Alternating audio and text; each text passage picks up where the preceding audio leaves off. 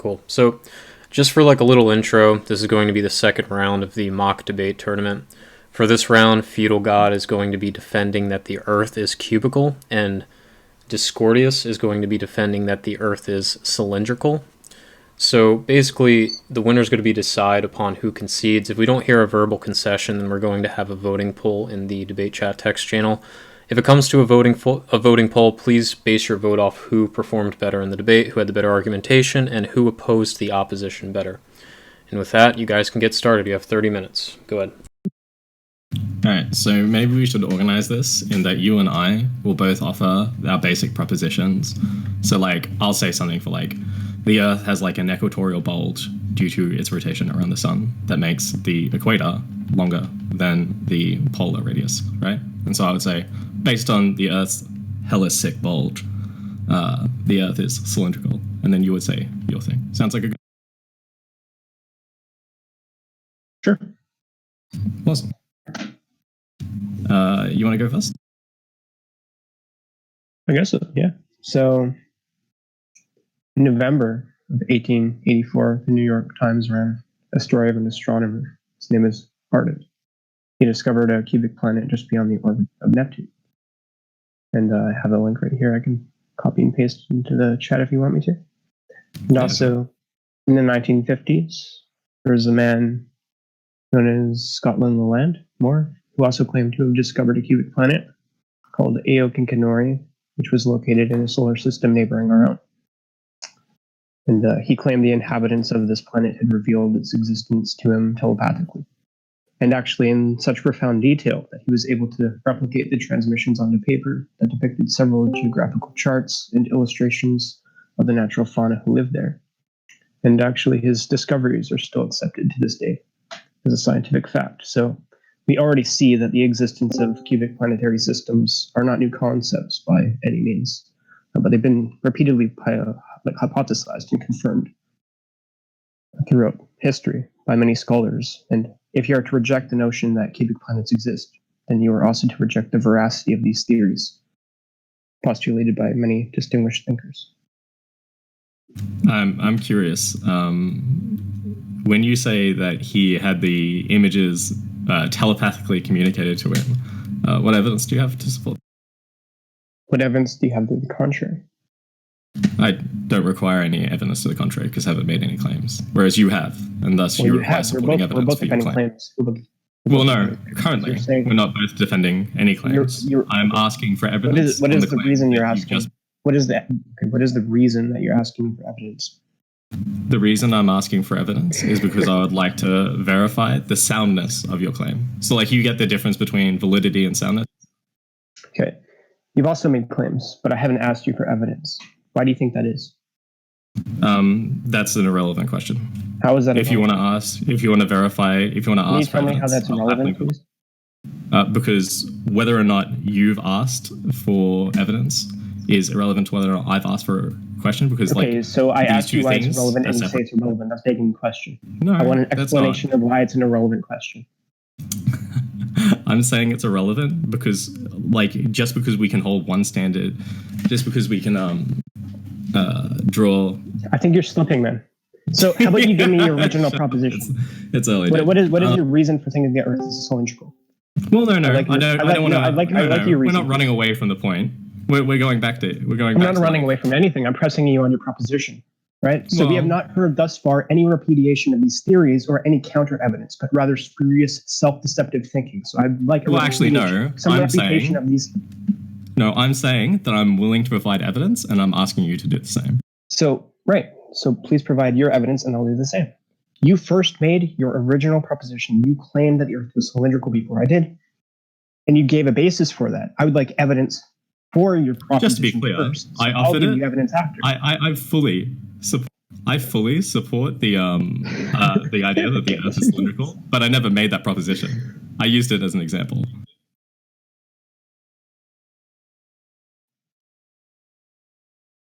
So why should we believe you if you don't believe it yourself? Well, no, I literally just said that I fully support the idea, but I was only offering it as an example, and that your accounting of events is misconstrued. So yes or no? Do you believe that Earth is cylindrical? Absolutely, but we're running away from the point. I provided my evidence, and I'd like you to do the same. You provided no evidence. You provided your proposition, but no evidence to support it. I must be in the wrong chat. What chat are you in? Okay. What is your evidence? It's an article. An article. We're talking about how big the Earth is. How big the Earth is?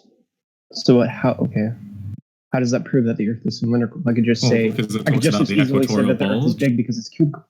No, because the article mentions the equatorial bulge from its rotation around the sun. That even a body as large as the Earth. Pardon? How is the evidence? Like, it's a source. Okay. How is the evidence though? For your proposition. How is a source and evidence? Yeah. Okay, it's another person confirming a normative belief. Where's your evidence thus far? Sure. So the evidence for a cubic Earth is extensive, right? Even through formal education as children, we were taught how to perform mathematical calculations using counting cubes. So I want an answer to this question. Why in a cube-shaped world would the authorities who were periodically elected to teach us how to apprehend the fundamental reality of our world do so with cubes, unless cubes are the fundamental reality of our world, right? Cubes are widely accepted as the most efficient shape, especially in like the packing industry. No, like depending on very effective at containing depending water. on like the task required. Triangles are generally seen as like one of the strongest shapes, especially for like it doesn't need to be the strongest. Like beverages. Cylindrical shapes are the best, simply because like you can pack them. Right. So you still didn't answer my question. You dodged the question. Well, no. I was disputing your claim. What's your question? What was my claim? Well, you made the claim that generally cubes are seen as the most efficient shape. Well, like we can see in modern society that like that's absolutely. That's not what I said. I'm fairly sure you said that cubes are seen as the most efficient. That's not exactly what I said. So if you're going to actually quote me, maybe do it correctly. Oh, okay. Why don't you tell me what you said? Because I feel like we're both very confused. I also asked you to answer my question. Well, and I asked you to repeat it. Which you haven't done this far. Well, I'm asking you to repeat it, like I have 2 or 3 times now. Okay, so yeah. So why, right? Would the authorities who were elected to teach us how to apprehend the fundamental reality of our world do so with cubes, unless cubes are the fundamental reality of our world? So where have they done this? I'm sorry, and you still haven't provided any. In my own school. I can tell you anecdotally, and many people also I know. Yeah, you still have to provide evidence, and so you're telling me anecdotally. Provide evidence that people use counting cubes to teach? No, the evidence I asked you for earlier about how this man had been telepathically communicated. The fact you're that dodging the point. Well, no, I'm more than happy to talk about the claim. I'm telling you, you haven't provided evidence. My question. You haven't answered my question. Okay, and I asked 2 questions. I asked you absolutely no the evidence you provided, and I asked you to tell me whether or not your basis for this question was purely. Sure. So, do you believe that anecdotes are evidence in some way, shape, or form? I believe they're evidence for some things, certainly not scientific or holistic claim. They are not evidence holistically? I would say they're not evidence holistically, no. Okay, what are the evidence for then? They're evidence for certain things that happen to you. So if I saw a bank robbery, my anecdotal claim that I saw a bank robbery is excellent evidence. Okay, so he saw a cubic planet. Therefore, that is evidence that he saw a cubic planet. That does not mean that our planet is cubic. Regardless of how he got that idea, that is what he saw. That is his anecdote. Therefore, it is evidence that he saw a cubic planet. And that is in accordance with your own. Fine for him to have that evidence, but that is not supporting a scientific claim. It also doesn't support the fact that like our planet is cubic. I never said it. I never said it had to be a scientific claim. Yeah, okay. Then it's a meaningless claim. There's no use value to it, and I'm perfectly fine with the possible existence. You think claims have to be scientific to be of use? Possible existence of telepathic communications. Let me. None of those are the basis for any. Wait, hang on. So do you think claims have to be scientific to be of use?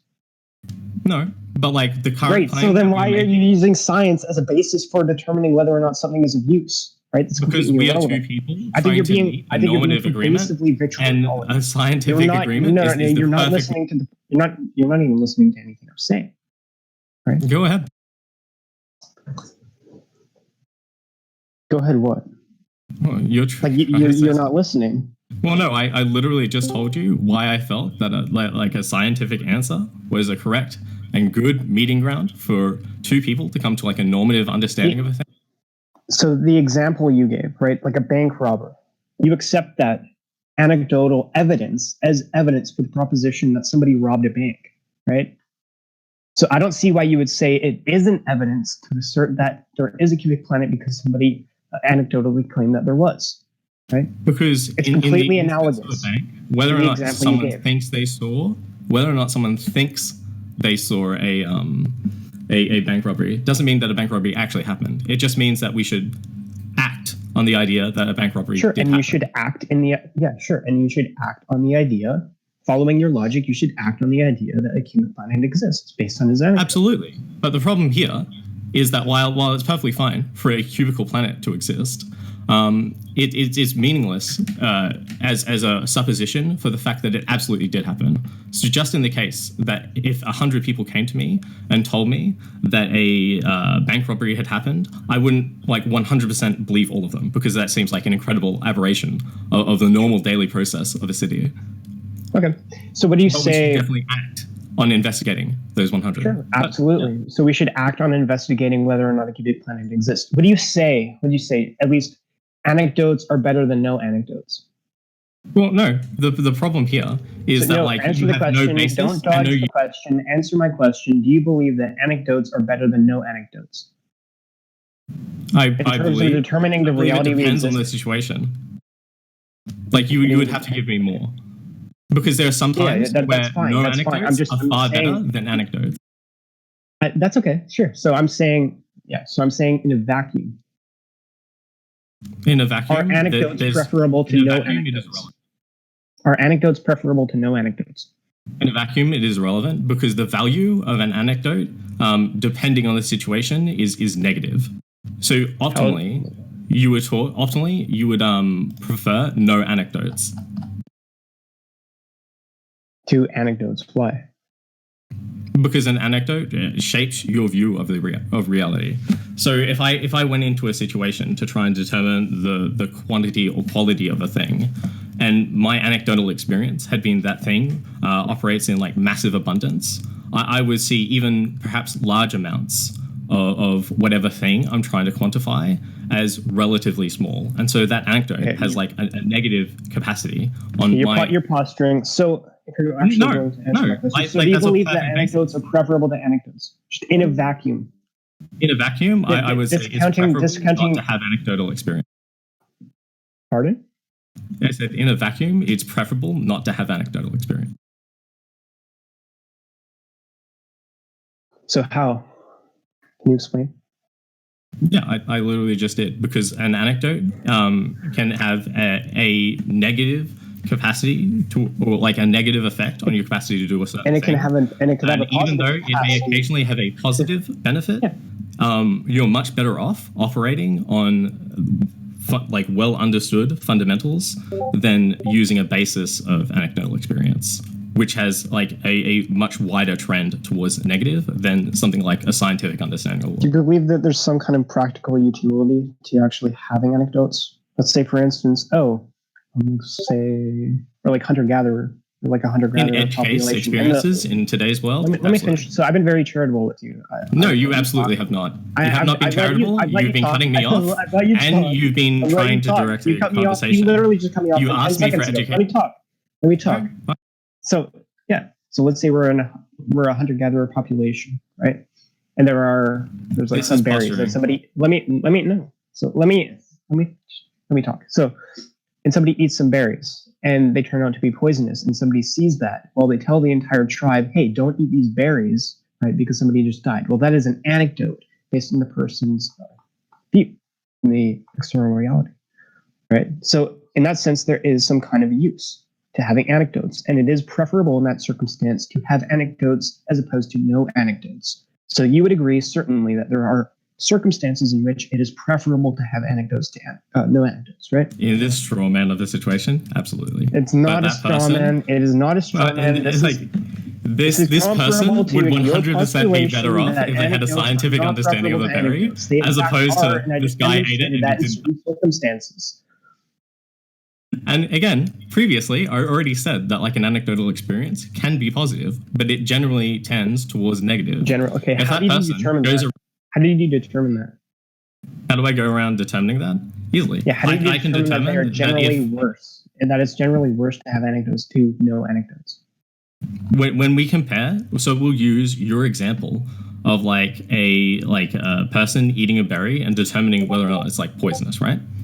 So if we had a person who went around eating a certain type of berry because it was generally closer to the type of berry they'd eaten and wasn't poisonous, there's a wider range. So like, say we have like a sort of yellow berry and a red berry, and they know that the yellow berry is good and the red berry is poisonous.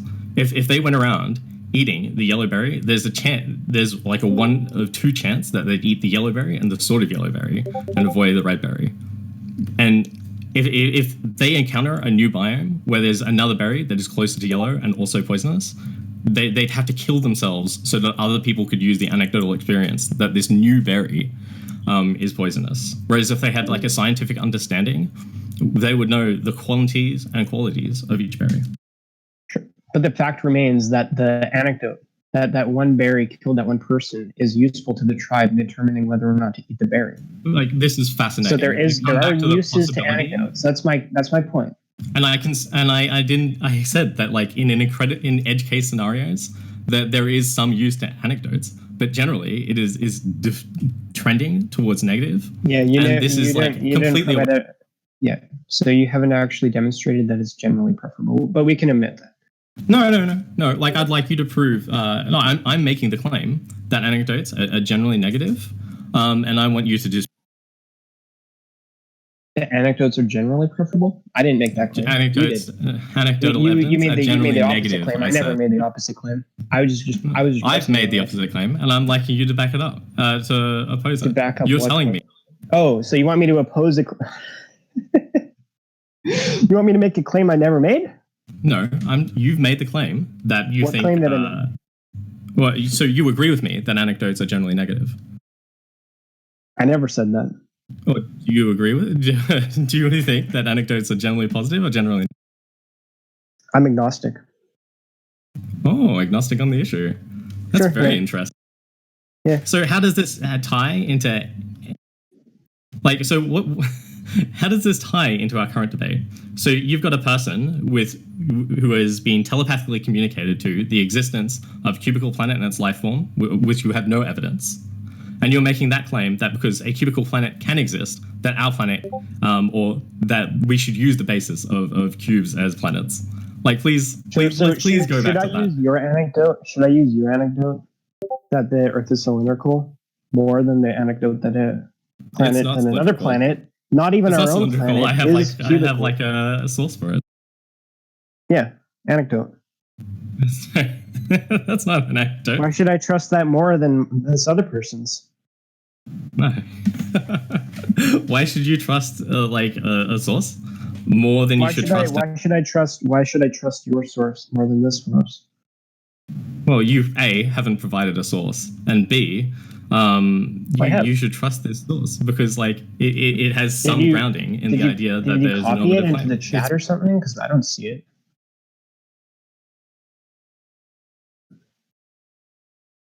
Yeah, I don't see it anywhere. I can post mine if you want. Yeah, I've asked you to post it before, and you haven't. There you go. Okay, cool. So these are New York Times articles. Awesome. Sure. Okay. Like, so you're using a article from 1884? Mm-hmm. Yeah, it's an anecdote, just like yours is. Well, no, they're not anecdotes; they're sources. Oh, so what is the distinction?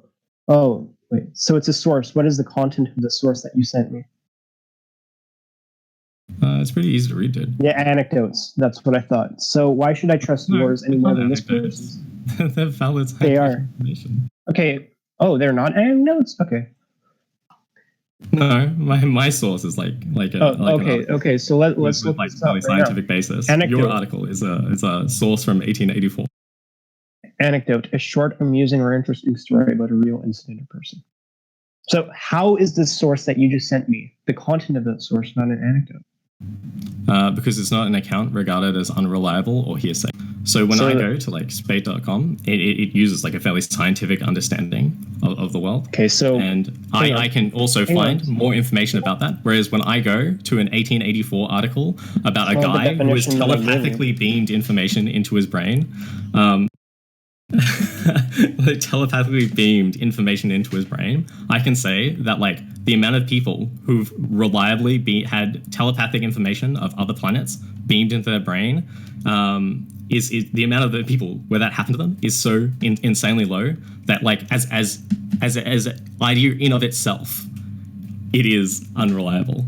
It is hearsay. You would have to have some form of evidence backing up the veracity of that to make that a sound idea. Whereas what I'm telling you, the fact that the Earth has a bulge simply because of the gravitational force of rotating it around the sun. Between the two, we can see that my source uses a scientific understanding of the world and a fairly good understanding of how like gravity works, whereas your source uses Lovecraftian telepathy to back up the veracity of your claim.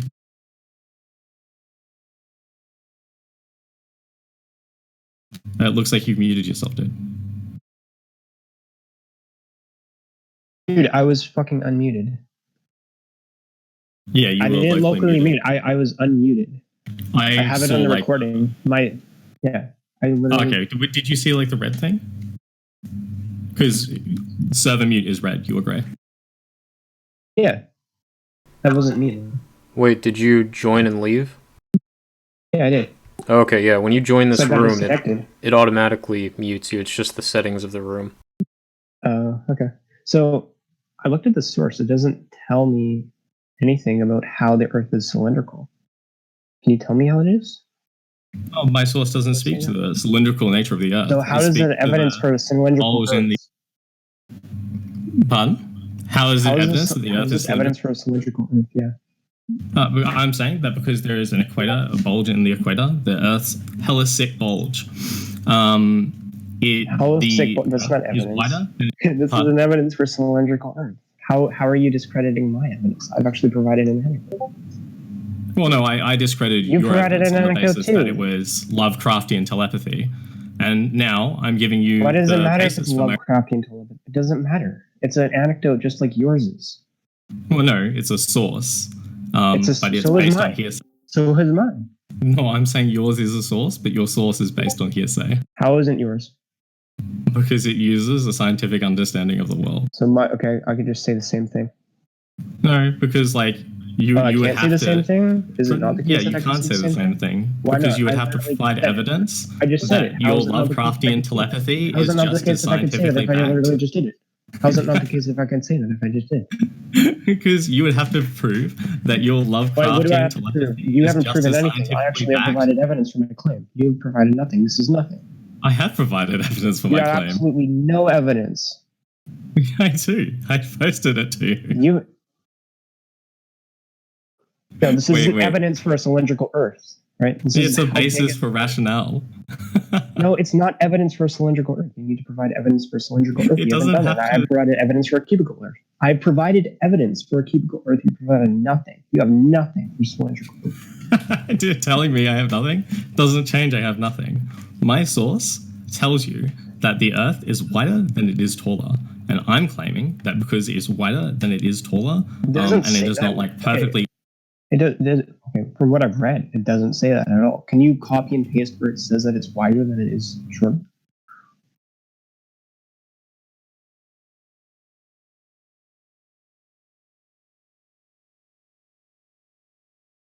Hello?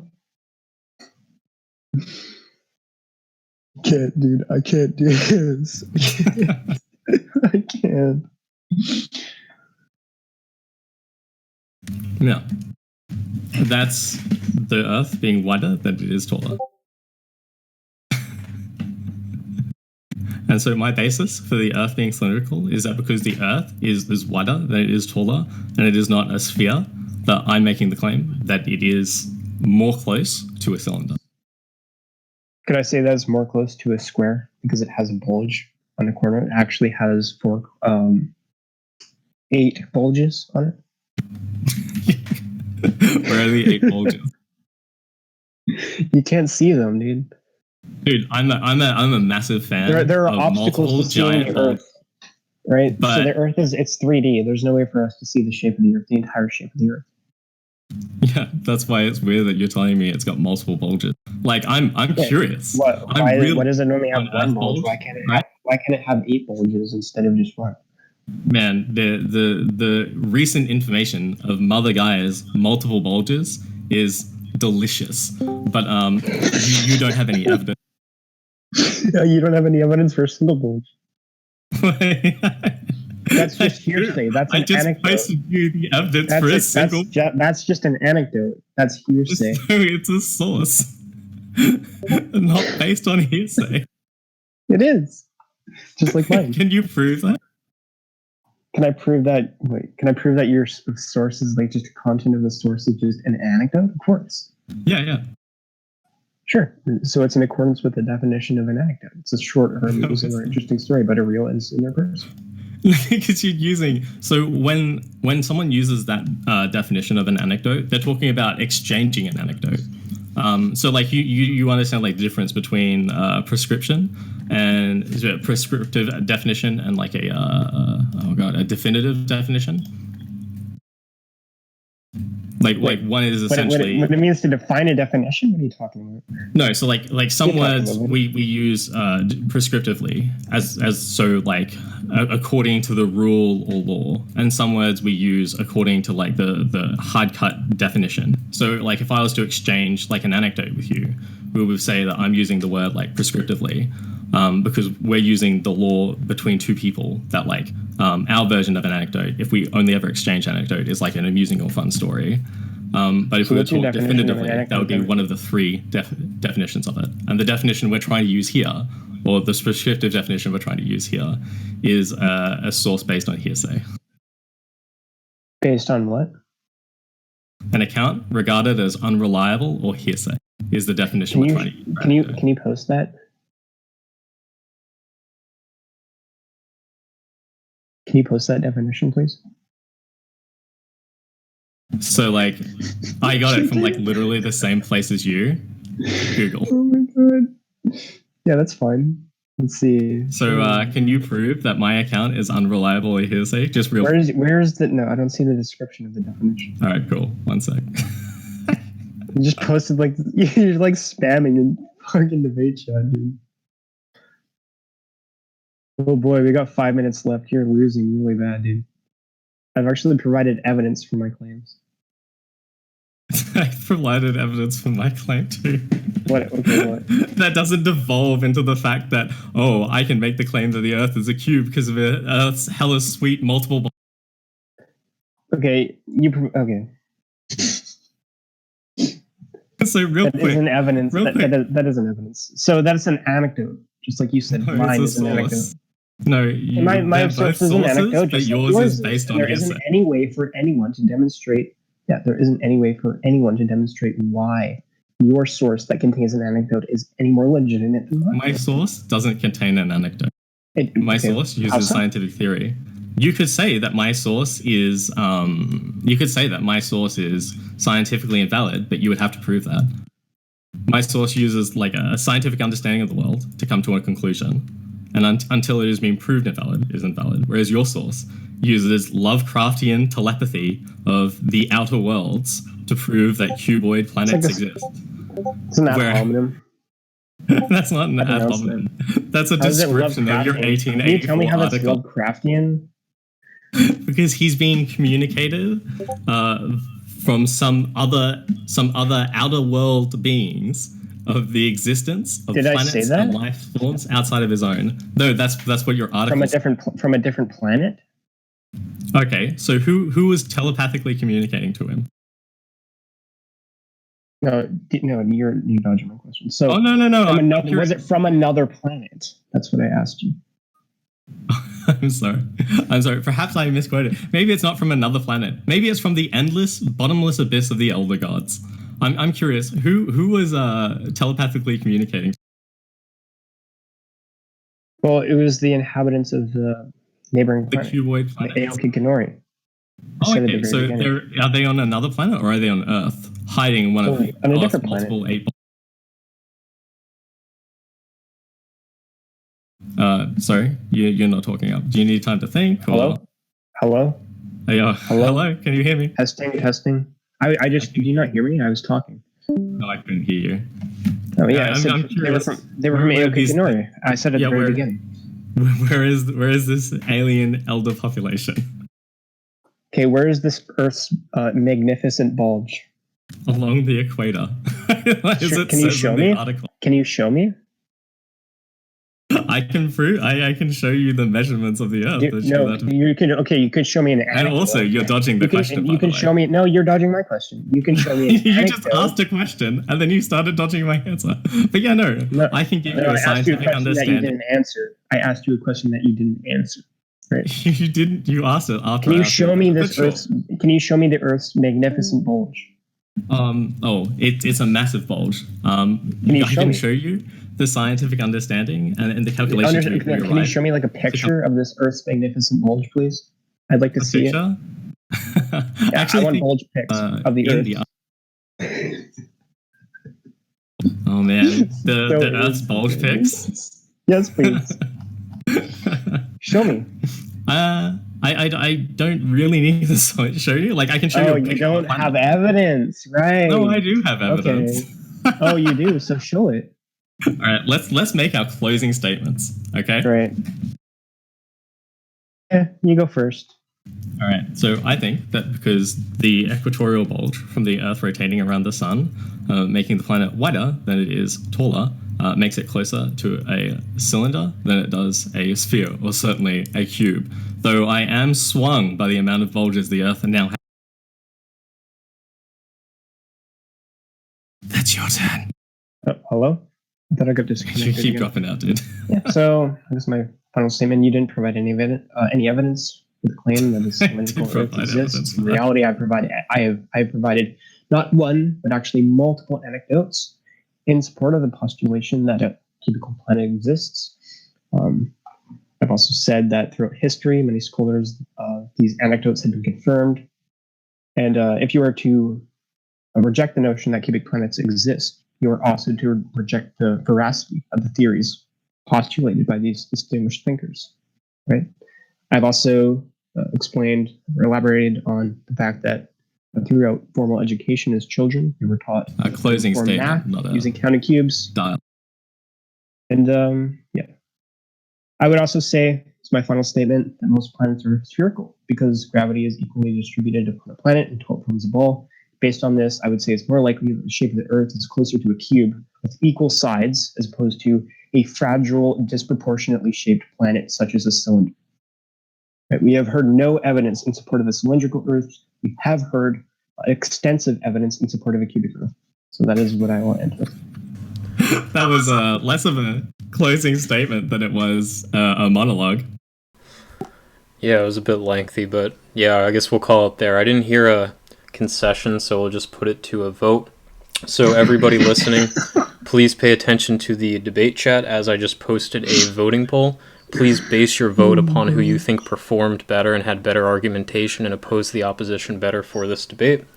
And yeah, I just want to say thank you guys for debating and everyone else for tuning in and listening. I think we all can agree that that was a very interesting debate. Oh man, that was a good debate, man.